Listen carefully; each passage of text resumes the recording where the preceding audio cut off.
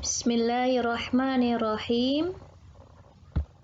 Assalamualaikum warahmatullahi wabarakatuh. Bagaimana kabar teman-teman mahasiswa Tasawuf Psikoterapi YIN Kudus? Mudah-mudahan selalu dalam keadaan sehat walafiat dan dilindungi oleh Allah Subhanahu wa Ta'ala dimanapun teman-teman berada. Teman-teman, insya Allah hari ini kita akan melanjutkan perkuliahan dengan pembahasan melacak sejarah ajaran tasawuf sosial. Setelah kemarin teman-teman memahami apa itu tasawuf sosial, hari ini insya Allah kita akan melacak sejarah tasawuf sosial. Baiklah teman-teman, tetap semangat kuliahnya ya. Oke, sebelum kita mulai perkuliahan hari ini, marilah kita awali dengan membaca basmalah bersama-sama. Bismillahirrahmanirrahim. Oke, teman-teman, sejarah tasawuf sosial ya atau gerakan tasawuf sosial itu bermula dari adanya contoh empirik ya. Contoh nyata berupa perilaku yang ditunjukkan oleh nabi, sahabat, tabi'in dan para sufi ya.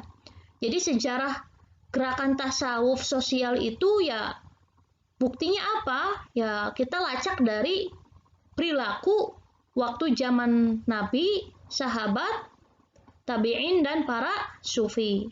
Gitu ya. Bagaimana memang contoh perilaku dari Nabi ya? Ini setelah ini saya tampilkan slide ya, slide atau video ya, potongan video dari Dr. Fahrudin Faiz. Ada kemuliaan para nabi ya. Ya ini saya akan kerucutkan di sini Nabi ya, Nabi Muhammad SAW. Ini teman-teman tentang tasawuf sosial, Nabi Muhammad itu memiliki contoh yang sangat luar biasa ya, yaitu apa? Hidup sederhana, zuhud ya. Beliau itu adalah orang yang paling sederhana hidupnya. Kalau beliau memilih jadi orang kaya dan mementingkan keenakan atau kepuasan sendiri sebetulnya bisa, tapi Nabi Muhammad tidak memilih seperti itu. Nabi memilih hidup sederhana dan kalaupun ada rezeki atau ada uang tadi ya, itu betul-betul digunakan untuk dakwah Islam. Disodakohkan kepada orang-orang yang berhak untuk menerima sodakoh. Seperti itu ya teman-teman. Sahabat ya, ini perilaku sahabat juga sama ya. Baik sahabat Umar dari Abu Bakar ya, Abu Bakar, Umar, Utsman, Ali, itu juga sama ya. Mereka itu adalah orang-orang yang luar biasa ya akhlaknya. Selalu menyantuni orang lain, bersedekah, juga mendahulukan kepentingan kelompok ya, mendahulukan kepentingan orang lain ya di atas kepentingan pribadi, seperti itu. Para tabi'in juga sama ya. Hidup dalam keadaan sederhana, tidak bermewah-mewahan, bahkan punya harta juga disodakohkan, seperti itu. Jadi tasawuf sosial itu ya tadi ya, aspek-aspek atau ajaran-ajaran tasawuf itu atau nilai-nilai tasawuf itu bisa tidak berdampak pada ranah sosial ya. Ini dicontohkan oleh Nabi, sahabat, tabi'in juga ya. Tokoh sufi klasik juga sama ya. Ada Imam Al-Ghazali, Junaid Al-Baghdadi, Syekh Qadir Al-Jailani ya. Ini orang-orang luar biasa ya. Itu juga sama berperilaku hidup yang betul-betul selalu mementingkan untuk kepentingan bersama ya. Setelah itu ada tokoh sufi kontemporer. Ini ada tokoh-tokohnya ya, sufi kontemporer itu banyak ya. Ada misal teman-teman kenal dengan yang di Indonesia misal ya. Ada Syekh Nawawi Al-Bantani yang di Indonesia itu ya. Terus nanti ada yang nulis tasawuf modern itu ada Hamka ya. Itu juga sama. Punya perilaku-perilaku yang baik, luar biasa ya.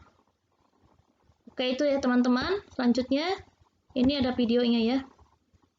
Selamat menyaksikan.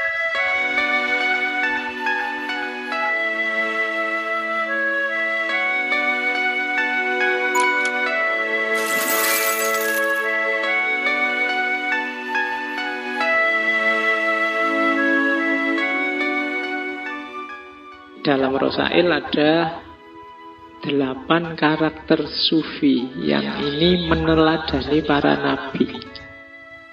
Kalian yang belajar tasawuf, wujudkan ini. Ini termasuk rangkaian dari husnul khuluq, akhlak yang baik. Sufi itu punya 8 ciri. Yang pertama, cirinya Nabi Ibrahim, yaitu murah hati. Nabi Ibrahim itu kan dikenal pemurah. Orang minta apapun akan dikasih. Bahkan ada cerita Nabi Ibrahim itu tidak pernah makan malam sendirian. Begitu dia mau makan malam, kok tidak ada temannya, dia akan keluar rumah nyari teman. Mungkin minta tetangganya untuk menemani. Jadi beliau ini sangat pemurah. Jadi ciri sufi yang pertama murah hati. Sufi kok pelit? Ya wis tidak usah dicari lagi teorinya, ya mesti bukan sufi. Jadi sufi itu murah hati. Kenapa sih sufi itu bisa murah hati? Karena dia sudah tidak terikat lagi dengan dunia. Jangankan ada orang minta, orang tidak minta pun kadang-kadang kalau beliau mau, ya hartanya dibagi-bagi, dikasihkan siapa yang ingin. Jadi ciri pertama itu. Ciri kedua, cirinya Nabi Ismail, ridho. Sufi itu selalu ridho, selalu menerima, selalu rela apapun ketetapan Allah atas dirinya. Tidak ada sufi kok mengeluh, sambat. Kalau kita kan terbiasa mengeluh, jangankan dapat musibah, hujan aja kan kita mengeluh, panas juga mengeluh. Itu malaikat yang ngurusi cuaca mesti bingung. Ini menungso, ini dikasih hujan sambat, dikasih panas sambat, musim kemarau sambat, musim penghujan sambat. Kalau Nabi Ismail ridho, jangankan apa yang dimiliki, bahkan nyawanya sekalipun, kalau oleh Allah diminta, diberikan ikhlas. Kan kisahnya Nabi Ibrahim dapat wahyu untuk menyembelih, dan Nabi Ismail tidak pakai mendebat bapaknya. Kalau kamu mungkin kamu ajak debat, itu Allah beneran apa? Apa buktinya? Itu mesti gitu. Kalau tidak bisa ditak, kamu mesti nawar. Tapi kalau Nabi Ismail tidak. Nabi Ismail ngerti bapaknya Nabi, ya. Terus kalau memang itu perintahnya Allah, ya silahkan. Ya meskipun tidak bisa ditiru. Besok bapakmu tiba-tiba, aku tadi malam mimpi bapakmu bukan Nabi. Tapi ini pelajaran untuk ridho sebenarnya. Apa yang menimbamu, terimalah, ikhlaslah, jangan banyak mengeluh. Jadi sufi berarti ridho. Tidak ada sufi kok protes, komplain. Ya Allah, aku sudah capek-capek berdoa, kok tidak dikabul-kabulkan. Tidak ada begitu sufi. Sufi selalu ridho. Yang ketiga, cirinya Nabi Yakub, sabar. Ini kalian semua sudah tahu cerita kesabaran seorang Nabi Yakub. Dari orang konglomerat kaya raya, akhirnya jatuh miskin.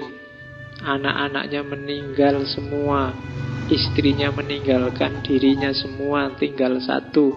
Terus beliau kena penyakit parah yang baunya luar biasa sehingga harus diasingkan dari masyarakatnya.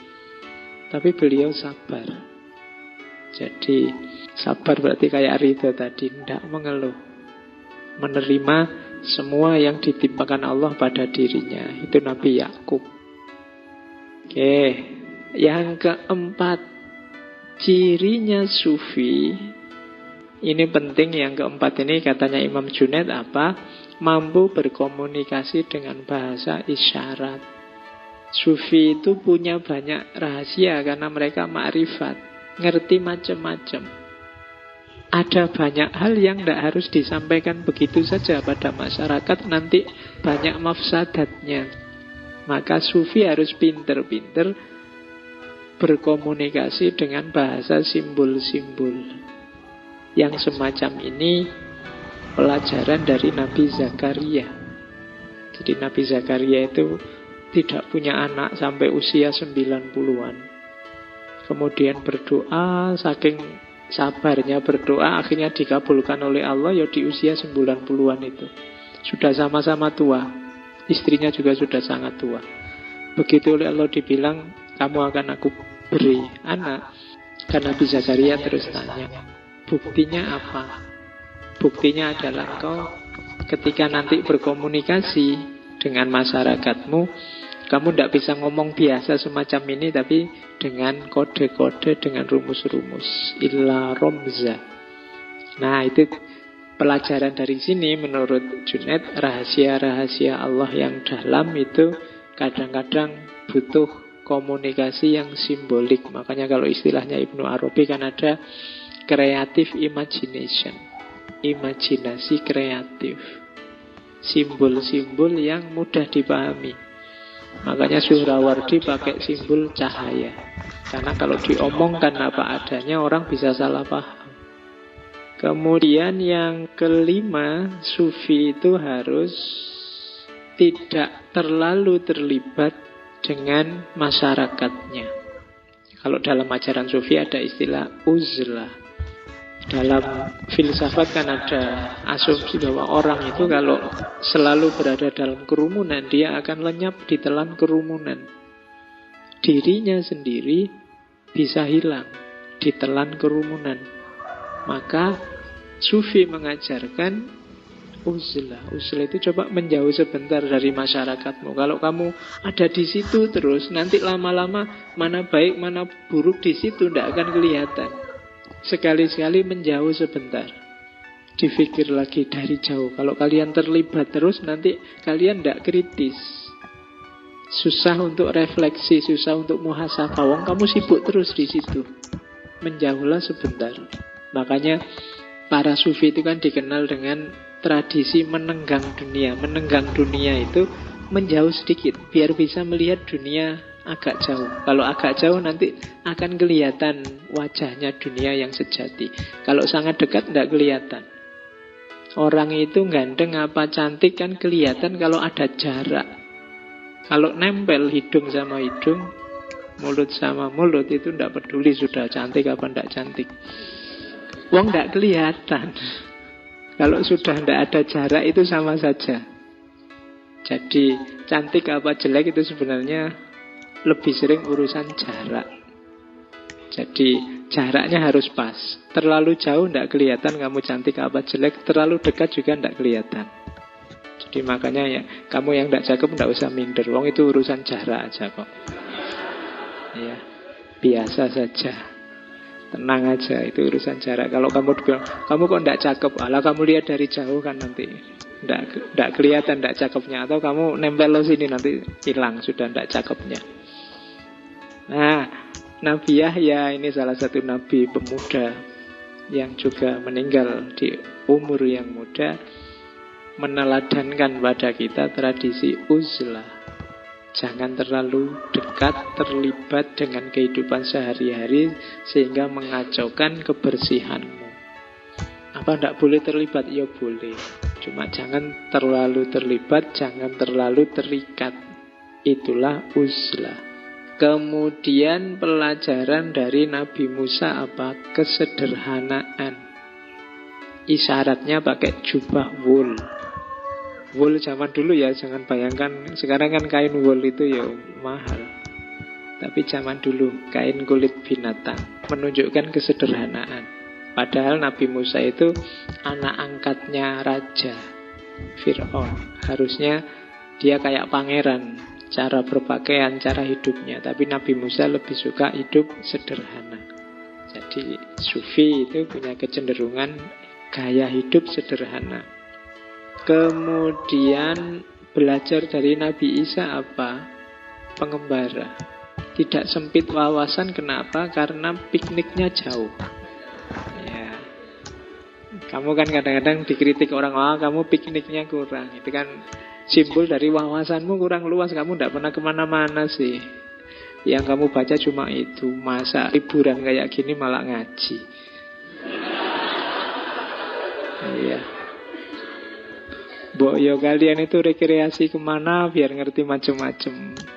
Nabi Isa itu kan kalau dibaca sejarahnya kan beliau kemana-mana sama muridnya, jalan kemana, menuju kemana.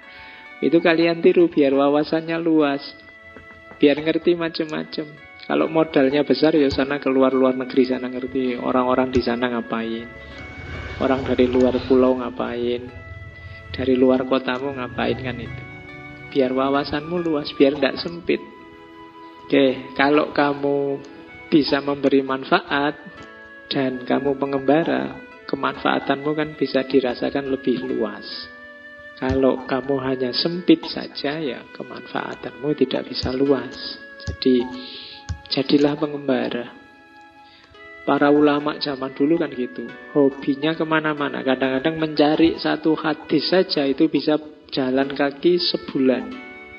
Ketemu ulama siapa, ketemu ulama siapa.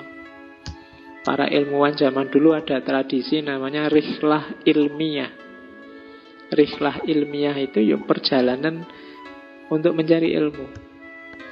Tapi ini perjalanan untuk belajar ya. Kalau sekarang kan ada studi banding. Harusnya studi, tapi kan lebih banyak jalan-jalannya. Nah, pengembara. Dan yang terakhir apa yang katanya Imam Junaid jadi cirinya sufi. Ini kita pelajari dari Rasulullah, Nabi kita. Apa? Rendah hati. Jadi Rasulullah itu dikenal Nabi yang rendah hati, tidak sombong, tidak meninggi-ninggikan dirinya. Itu ciri utama harusnya yang diteladani umatnya. Padahal penyakit besar kita hari ini kan banyak di antara kita yang kebalikannya rendah hati, tinggi hati.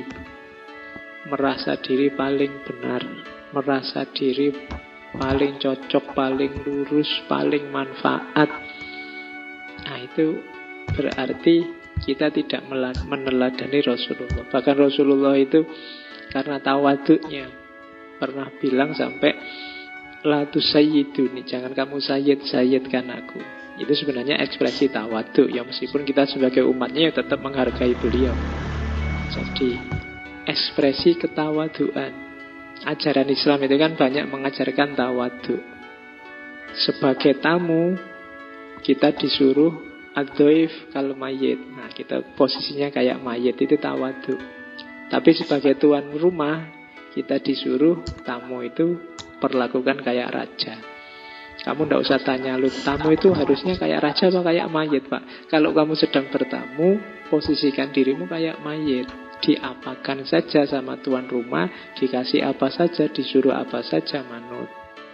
Tapi kalau pas kamu sebagai tuan rumah, jangan merasa bahwa kamu tamu berarti harus kayak mayit ini. Tidak.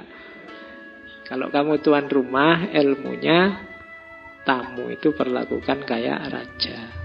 Ini sebenarnya contoh sering saya bilang ya, nasihat itu, pepatah kebaikan itu dilihat konteksnya. Ini untuk siapa, kapan. Oke, jadi itu sifatnya sufi.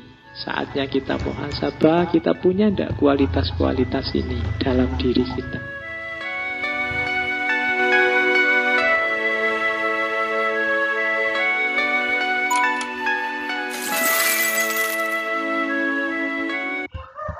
Oke, nah teman-teman, tadi sudah menyaksikan ya cuplikan atau potongan video dari Fahrudin Faiz. Beliau itu dosen filsafat ya, tapi beliau konsen juga dalam bidang-bidang tasawuf.